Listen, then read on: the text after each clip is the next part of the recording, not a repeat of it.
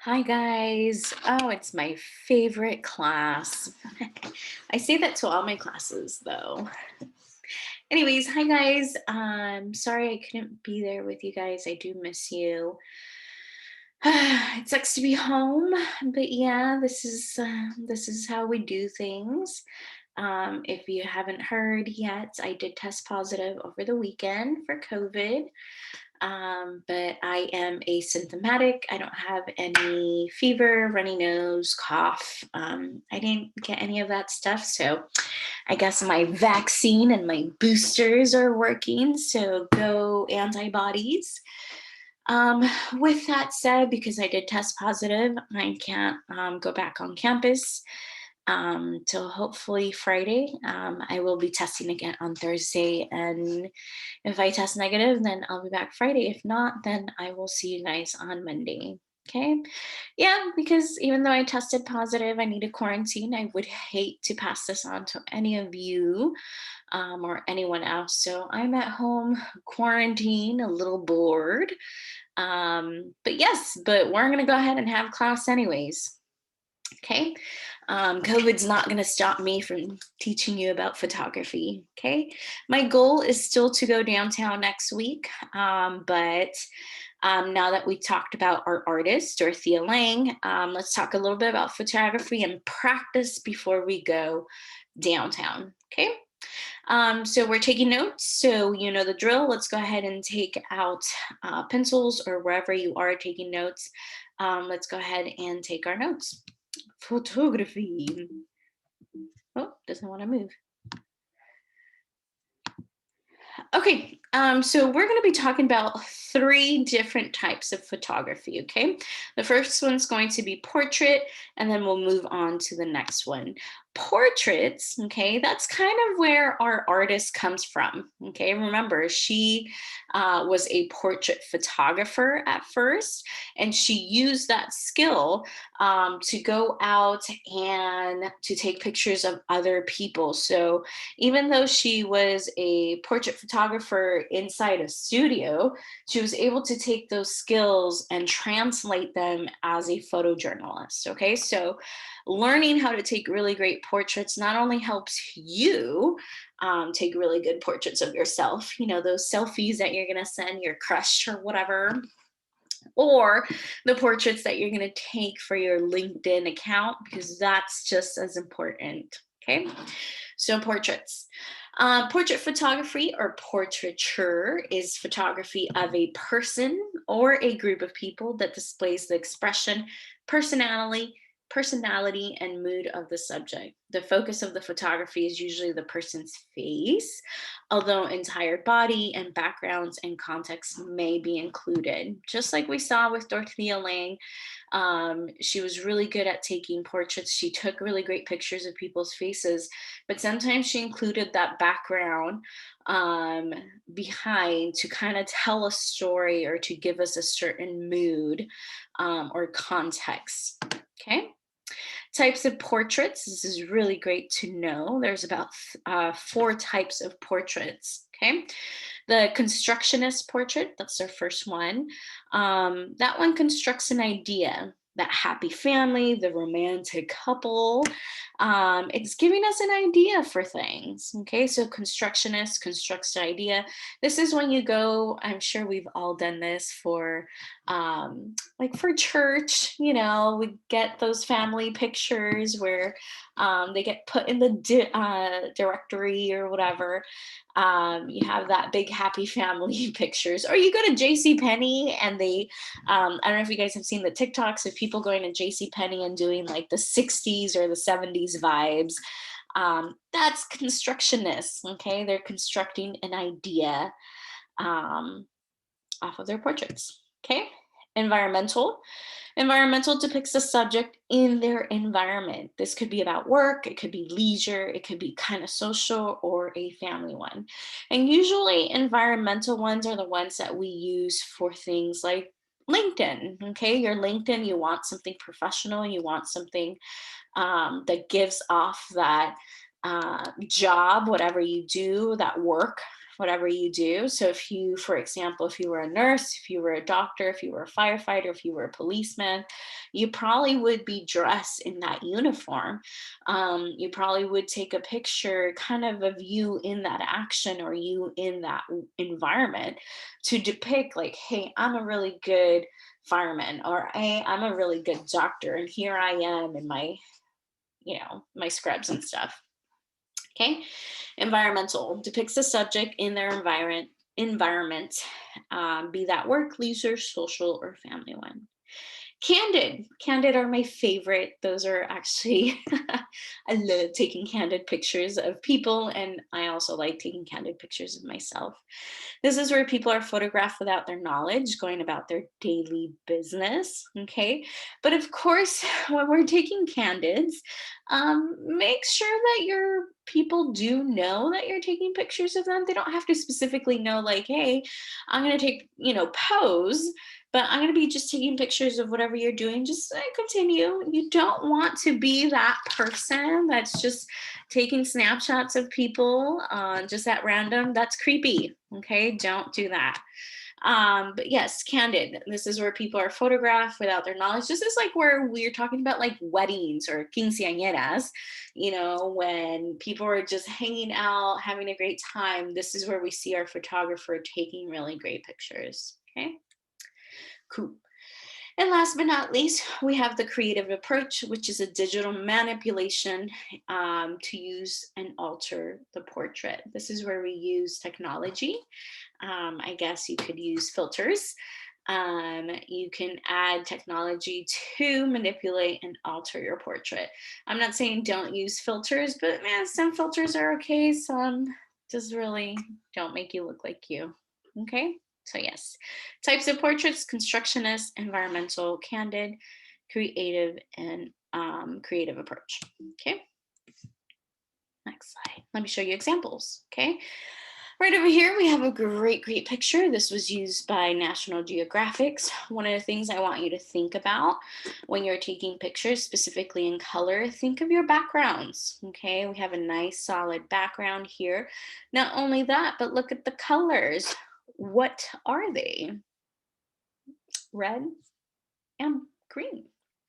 Those are complementary colors. Okay, so making this picture even more elevated because we have that complementary color. Okay, we have an environmental picture up here. We see that doctor leaning in the surgery room or something. This is a great environmental picture. Angles, thinking of our angles, not just your traditional right in your face angle, but from above, from below, thinking of different angles as you take your portraits. Okay. A little bit of creativity goes a long way. So having that creativity, manipulating angles again, or just, maybe this one was Photoshop where this face was put on this face. So looks pretty cool. Environmentalists down here as well. We see our policemen in action. It's a great portrait. We see the blurred background, so our eyes are drawn to this very handsome gentleman right over here. Okay, environmentalist. And it's kind of a candid too, because he's not looking, he's still in action. Taking a picture of him. Okay. Tips on how to take a portrait, because you guys will be doing this as well. Okay, you will be taking pictures. Okay, you will be turning in some portrait pictures. Focus on your subject. Okay, make sure your picture is clear and sharp. Making sure, if people are moving, don't get them like, okay, no, clear, sharp, making sure that they're comfortable in front of your camera. Yeah. Okay.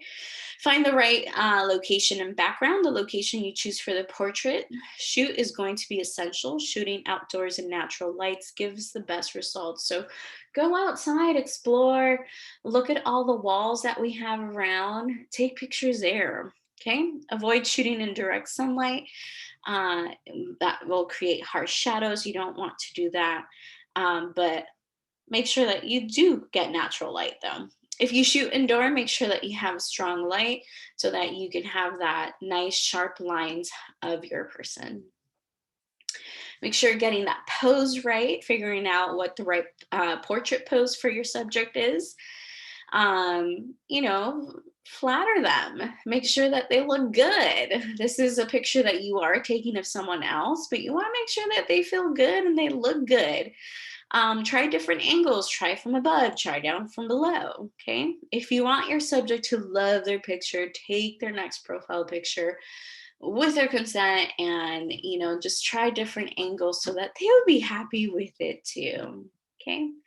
Taking candid shots. Getting your subject to pose can sometimes give you less than optional results. Sometimes when people are not so comfortable in front of the camera, they'll kind of come out that way where you can tell they're not comfortable. So sometimes the candid shots are best. But again, making sure, even though it's candid, you do want to make sure that they know that you're taking a picture. You don't want to be that creepo, just taking random pictures. Okay, take multiple shots. Your first picture will not be the best picture. Take lots and lots of pictures.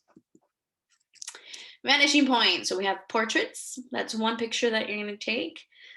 Second picture you're going to take is a vanishing point. Okay, what does vanishing point mean? This means that the point at which receding parallel lines viewed in the perspective appear to disappear. Okay, they vanish into, they vanish. Leading lines refer to the technique of compositions where the viewer of your photo's attention is drawn by those lines and led to the subject or the image. Okay, for photographers, finding a vanishing point or implied vanishing point in nature or human-made environment can result in very sharp compositional opportunities. They look great, okay? And usually vanishing points are done for city views, okay, or nature. We see them a lot in nature. And because our goal is to go downtown and take these pictures, we want to use our city as our perspective, okay? So vanishing point, start thinking of those leading lines, thinking of the vanishing points, okay? Give you examples. See, lots of city, okay? We can see here we have these leading lines right over here. They're actually called orthogonal lines, and we haven't talked about vanishing point yet this year. But we can see that these lines lead us into the distance and they seem to disappear. We can see those lines, and even we have this little person here there too. So because of those lines, we are kind of drawn, our eyes are drawn into that direction, okay? Same thing here, we have those leading lines kind of coming from up here, going all the way down, up here, going all the way down, perfect. Up here, we can see it in the street. Okay, we have that vanishing point kind of meeting up here. Great example of vanishing points. I think I have more. Okay, so again, perspectives, really, really great. You can do this with the streets, you can do this with bridges, architecture. Okay, so since we're going downtown, I want you to start thinking of your vanishing point. I want you to observe as you are coming to school or leaving school, just look around and see what kind of pictures you would like to take of your city. Okay. Our third one and last one is our action photography. Okay, this is our action shot, which is exactly as it sounds. Action shot is a method of capturing an object in action and displaying it as a single image with multiple sequential appearances of the object. Okay, so for example, right over here, we have our girl, our volleyball girl, who is posed and ready to hit that ball. That picture was taken in action because this is impossible. We can't just leave the ball out there hanging, right? This is an action shot. We know it's going to come down because we believe in gravity. We know in gravity, but we are ready to hit this ball and ready to go. Okay, so this is our action shot. Sometimes when you're trying to take an action shot, you have to take multiple pictures, okay? So multiple pictures for you to get that action shot. Over here, we also have that action shot. Sometimes the use of water is always great because we get these little droplets. You can see them over here too. Little droplets where, again, it's impossible, okay, to pose that naturally. You have to capture it in action. We can see their faces. They're really going for the ball. They're super excited. We can see the ball right there. Super, super fun. We have a little boy who's about to hit that ball right there too. How exciting. Okay, sports. So sports is a really, really great way of getting those action shots. Okay, pets. Pets are always fun. I love my pets. She's outside just sitting in the sun. Oh, she's such a cutie. Anyways, pets really great for action shots. Although my pet is so lazy, she just sleeps all day, so it's not really much of action. So whatever. Train stations. We do have a train station downtown, so this would be a great time to take pictures of trains as they are just speeding by. It's great to have a subject that doesn't move right in front of it, so that as the train is moving, we have that movement in the background. So always awesome. Okay, so your assignment for this week, and I think this Monday, maybe I'll change it to Monday. I think in your classroom it says Friday. But what I want you to do, okay, so now that we've talked about the 3 types of pictures that you should be taking, I want you to practice. So this might take you outside of the classroom. And so I'll put it in my lesson plans. Hopefully Mr. Brown can allow you to do this. I want you to go outside, okay, outside of the classroom. You're not leaving campus, okay? We're not leaving campus. We're not going into any other classrooms. We're not going into the gym, okay? But what I want you guys to do is I want you to think of those 3 shots that you are taking pictures of. So you're taking a picture, you're taking a portrait. So pick someone. I'm not going to pick it for you. If I was there, I would have picked. But because I'm not there, I want to give you some autonomy, some responsibility. I think that you guys are getting to adulthood where you can do this yourself. So pick someone, make them feel comfortable and be like, hey, I want to take a picture of you. Can I take a portrait of you? Okay, pick a good background. You can either do a candid or not a candid. Just think about it. Okay, so portrait. We have our vanishing point. Okay, so think of those lines, those leading lines, and I'm going to show you examples right now. Okay, and then last but not least, action shots. Okay, action shots are really great. We do have a basketball game. I don't know if we have one today. Maybe not. But hey, jumping, water, anything, action shots, you can do this. Okay. So what I want you to do is just practice, practice, practice before we even go downtown. I want to make sure that you know how to do these things. Okay. For each 3 of them, you only have to upload 1 picture, but that doesn't mean that you're just going to be taking 1 picture. You're going to take multiple pictures, and from your multiple pictures, you'll pick your best. Okay. So, let me show you examples.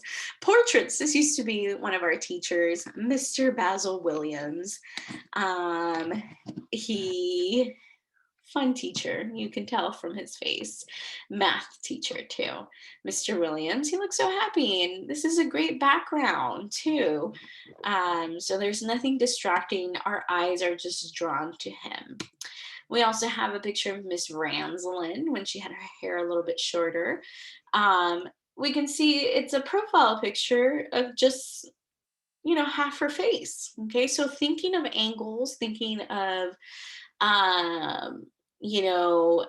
angles from above, from below, straightforward. We don't see her whole body. We do see that there's a tree behind her, but we're focused on her. We can see her cute, beautiful freckles. Oh, she's so pretty. Okay, this was an example of vanishing point. Okay, this was a picture of a bottle. Okay, a water bottle. Okay, and we can see this bottle goes all the way down. Our eyes are drawn onto the words that are kind of magnifying there at the bottom. Okay, so taking a picture of that right there at the bottom.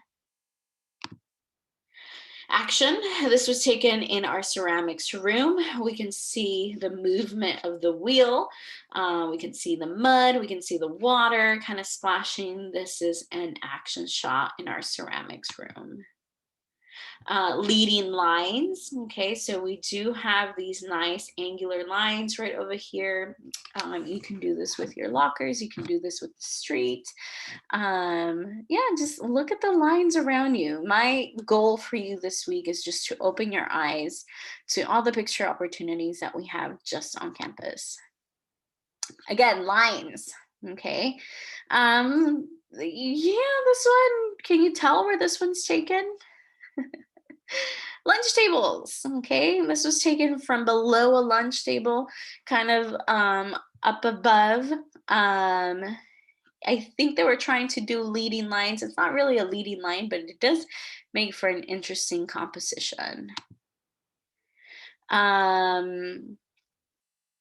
think this one was a perspective one, but this was a little sphere. I think it was one of those Christmas spheres that maybe Miss Ranzelin had in her classroom still. We had these little Christmas balls, and then you can still see the gym right there. Circles, we saw, this was in the library. This is not part of your assignment, but it was part of their assignment. But yeah, I think that's it. Ooh, should we look at more pictures? Ooh, pretty. Nice. Anyways, that was our last picture. Okay, so you have 3 pictures to take of portrait, leading lines, and what was my last one? Action shots. Okay, so I'm gonna go ahead, put it in our lesson plan so that you can go outside, start taking pictures. You are not to leave campus. You're not to go into other classrooms. Um, Best of luck. Miss you guys. Hope to see you guys on Friday. If not, make sure that you upload your pictures, but upload your notes as well. Okay. Have a great day, and I hope to see you soon. All right. Bye.